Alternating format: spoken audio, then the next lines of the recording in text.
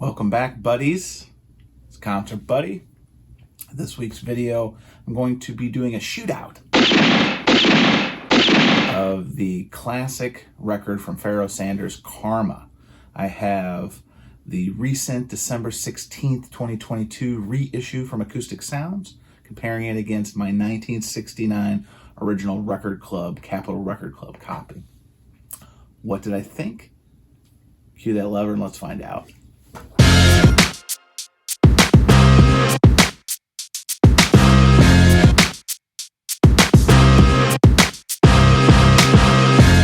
Buddies, before I get into my thoughts on this shootout, a couple ground rules. One, I'm not an expert. I'm not a professional reviewer. This is simply my experience listening to both copies of this album. I did it in a controlled way where I listened to them back to back, same volume settings, same settings on my rig, everything like that. Two, I'm not trying to sell you anything. I may make a recommendation coming out of this, but that is no means a call to action to go buy this. What you do with your money is your business. I want to be very clear on that. And three, I enjoy my setup. It works for me. I know sometimes in some of these review videos and or the nether regions of the internet and the forum boards, they're very clear on identifying what kind of equipment you have as a qualifier to what you're about to speak to. If you're one of those type of people, more power to you.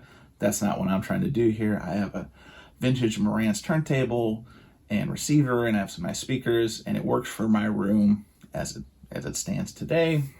And to me, that's good enough. That's really good. Take all that going into what I'm about to share here, and if that turns you off, I totally get it.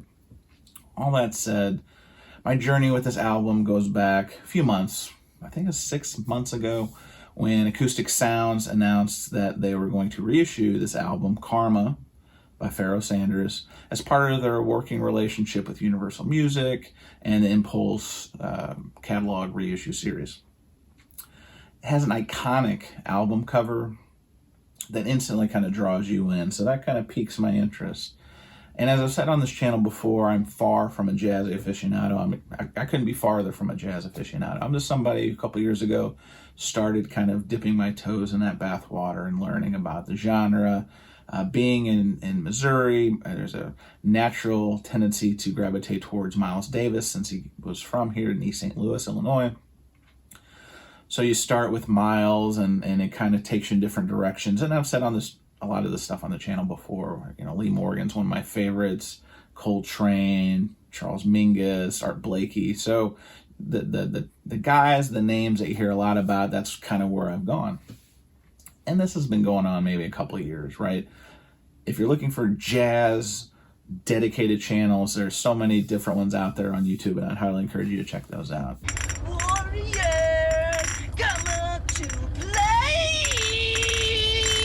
This is one of those things that I didn't know a lot about the release, but like I said, that iconic album cover kind of grabs you. And even though Chad Caston was less than enthusiastic about this title, after listening to it, I kind of get why. He's probably more of a traditional jazz guy, thinking 50s and 60s bebop style, because this album is not that. This album is more era specific. This came out in 1969. It's, you know, looking back, I guess jazz historians or people who are more qualified to talk about the genre consider this style of free jazz or avant-garde jazz, not the stuff that came before it, right? And Pharoah kind of cut his chops. He's a tenor saxophonist who kind of learned, I wouldn't say learned at the feet, that's probably a bad analogy, but one of probably his biggest mentor in his career was John Coltrane, and I believe he learned from John Coltrane. And some folks even suggest that this album, Karma, is kind of an extension of Coltrane's 64 classic, A Love Supreme. After listening to it, I can kind of see a little similarity, but it's, to me, it was a very small thread, right? But I get it, like people saying that. In terms of this title and this artist, if you're looking for something similar after you listen to this, if you listen to it, you know, it's very similar to, think, Miles Davis, Bitches Brew. It's a title that came to mind when I was listening to this. Another one that came to mind is anything from Sun Ra, a very similar type artist. And then the one I kept going back to, Right or Wrong, was a title I really enjoy from Oliver Nelson called Skull Session. They all felt very similar from what I remember listening to before as I was kind of listening to it. So those would be places that if you enjoy Karma by Pharoah Sanders, to maybe take your journey on his next round. All that said, the Acoustic Sounds release was reissued and mastered by Ryan K. Smith, who's kind of on a roll lately. Like, he's really putting out some great stuff, and he's working, I've noticed a lot with Acoustic Sounds, a lot with Vinyl Me Please. So he's really just cranking out some jammers right now, doing a fantastic job. All that said, this Acoustic Sounds reissue, and I'll kind of get into it here in a second, really surprised me with how potent it was. And you say, well, how's music potent? When I first put this, because I did the Shootout, I did the Acoustic Sounds one first, and then I followed it up with my my 1969 Capitol Club pressing. A little backstory: a couple months ago in Chicago, I was at the Hillside Record Show, and I saw what I believe now is probably the original, the ABC release of Karma from Pharoah Sanders. Beautiful copy, laminate jacket, vinyl, like cherry, everything that you want for in a vintage era jazz title, because jazz records are kind of like heavy metal records. Like, they have a lot of love to them, a lot of wear to them. So when you find one that's looks unearthed, it kind of sticks out to you. And again, this album cover, just really kind of grabs you. Like, look at this, like, really interesting color, interesting subject matter. But anyway, so I'm at the Chicago Hillside show, and the guy's got one for $250. Whew. Wow, man. Exercise a lot of restraint here. Plus, if you've seen that video, which I will post a link for here, you know that I got some really heavy hitter titles, so it was probably not in the cards for me to pay $250 for a title that I had never listened to or was not super familiar with. All that said, when I came back home a couple weeks later, one of my locals actually had this 1969 Capitol Club pressing. And if you look at, just kind of getting into the differences here, just from the reproduction and Acoustic Sounds, the artwork really just knocked it out of the park. You can kind of see, very, very similar look. A little difference, as you see, not to flip you off there, guys, but it has the ABC kind of logo here. It does not on the Acoustic Sounds one. But found this at a local, considerably less than $250, and decided to pull the trigger. So got this, and then the Acoustic Sounds release came in later. Like I said, this title from Acoustic Sounds came out, I think, the 16th of December, 2022. And everything about it, Acoustic Sounds really does a strong job with their reissuing campaign, and they take a lot of pride. If you've seen their videos or you own any of their other titles, everything is really top notch. I think they source with Stoughton on a lot of these jackets, artwork. You see a lot of pixelation sometimes in reproduction artwork, not here. Even something as era specific as the label. This label is a carbon copy of the label on the original, which I'll put some art from pictures here I've found online. But start to finish, just from the aesthetic, outside of missing that ABC stuff, like, you wouldn't be able to tell unless you were literally looking at them side by side. A picture is worth 1,000 words. Unbelievable, yeah. All right, so when it comes to the actual listening, I started with the Acoustic Sounds reissue, and then I listened right behind it, immediately behind it, with the 1969 Capitol Club press I have. And from Jump Street, the Acoustic Sounds reissue just grabbed me, just jumped off my turntable in terms of just a lot of punch, a lot of throttle behind it. I could hear it. It was evident in the sax playing from Pharoah. It was evident in, even, when I closed my eyes and kind of listen, from the plucking of the bass, you could hear it. It was just so pronounced, right? Like, you're literally in the room, like a great presence to the music, which is always so fun. It really makes you feel like you're as part of it. Now, one thing that's interesting about this title as a whole is that essentially side A is consumed with the track Creator Has a Master Plan. And on this version, it's about 20 minutes. Other reissues I've noticed, or I researched, this track can go on for like 32 minutes. And it does here too, because what's interesting is side A is all about Creator as a master plan, but then you flip over to side B, and the only thing it says on the label is colors. So you're thinking, okay, this is just 2 songs. But Creator has a master plan actually bleeds over into side B of this title on both copies. So Creator as a master plan is a long ass song. So know that going in. Also know going in that my copy of the Acoustic Sounds Reissue was not flat as a pancake. It was what I call flat-ish. It was a very, very nice pressing overall, so I do want to throw that out from the beginning. But there was definitely some movement as it was playing on the turntable, particularly more toward the center label, the center spindle. I read some reviews online that kind of echoed, they called it a wobble. Maybe that's the right word, I don't know. But it was flat-ish, flat enough. Flat works for me.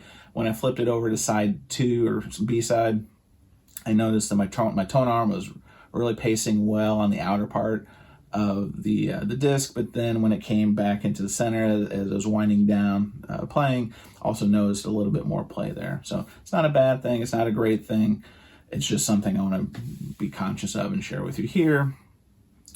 Good news though is that the pressing was silent, especially in any kind of breaks. As I said, Creator as a master plan bleeds over into side 2, and then with about 5 minutes left, then you do hear a conscious break when it goes into the track colors, and stone cold quiet. Awesome. So we've just been doing the best we can. I really enjoyed, in terms of the title, I enjoyed a lot of the instrumentation and musicianship, because again, I said this earlier, this is not what I would call traditional jazz, and it can kind of get wild and crazy.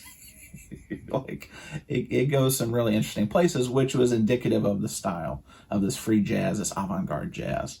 But on this Acoustic Sounds version, really strong sound stage. I didn't hear any compression or any kind of de-throttling of the music. Like I said, it was really just right out in front. And when I do these shootouts, I try to keep a lot of the conditions and the variables static. I play them right back to back. I keep all the settings on my receiver the same, all that kind of stuff. So I try to give it a very even playing field. But the last thing I'll say is Pharoah sax playing was really just strong, in your face. You can just, again, when you feel like you're in the room, there's few feelings greater when you're listening to records than feeling like you're like right there as we're recording this. So all that said, listen to the Acoustic Sounds Reissue first, then I threw on the Capitol Club reissue. And again, this is from 1969, over 50 years old. Sounded very good.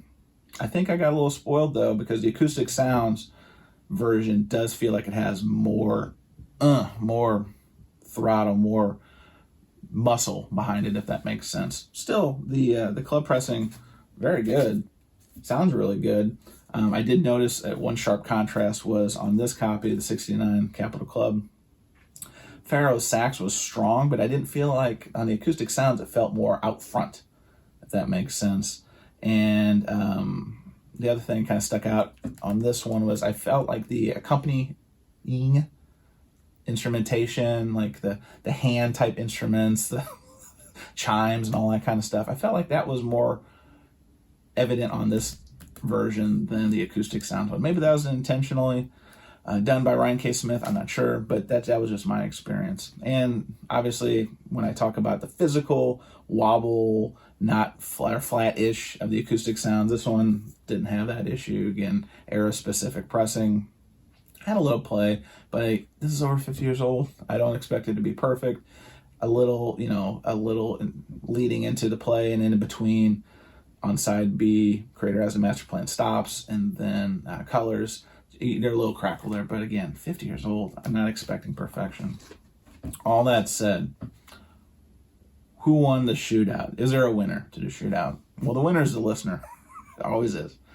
But I gotta say, Acoustic Sounds knocked this one out of the park.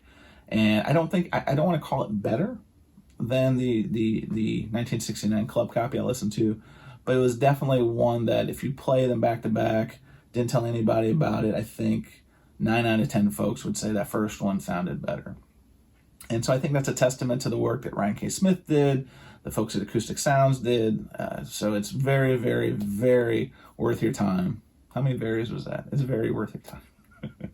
I'm picking this up, and if this is something that you'd like to try out, you can't go wrong picking up this copy because, like I said, from the jacket to the reproduction of the label artwork to everything and anything in between, Acoustic Sounds did this title justice, and it's still available now. I don't know what the pressing run is. I don't know if this is one that'll sell out and they won't reissue it for several years. I know none of that, but I do know that it's available now. I'll put a link below to their website if you're curious, if you're interested. I would definitely, like anything else, if you're not familiar with the music, stream it, check it out online before you want to purchase it, because obviously everyone's budgets and monetary situations are different, so I would not want to lead you astray in that sense. So buddies, what did you think of this conversation, this review shootout between these two copies of this seminal, very important album, Karma, by Pharoah Sanders? I would love to hear about it. Tell me in the comments below. Even if you want to take a giant shit on what I just did, constructive criticism, always appreciated. Giant shits, not so much. But I really do enjoy interacting and engaging with you guys, and I hope that this video elicits some of that same response. So if you like this video, housekeeping stuff, please like, subscribe, tell a friend, tell your grandma, tell your trash man, all those people. Really do appreciate it. Helps the channel grow. I'm very close to like 500 subs, which blows my mind. But the other thing I want to talk about real quick, if you haven't heard, we've got a podcast feed going. A lot of us in the vinyl community contributing pieces to it. It's called the Vinyl Community Podcasts. It's found anywhere you can listen to podcasts, be it Amazon Podcasts, Apple, Spotify, Google Podcasts, iHeartRadio. It's out there anywhere you can find podcasts. If you like records or hearing record talk, music talk, conversations, all that kind of stuff, that should definitely scratch that itch if that's your jam. But anyway, buddies, thank you so much for your time. I really appreciate it.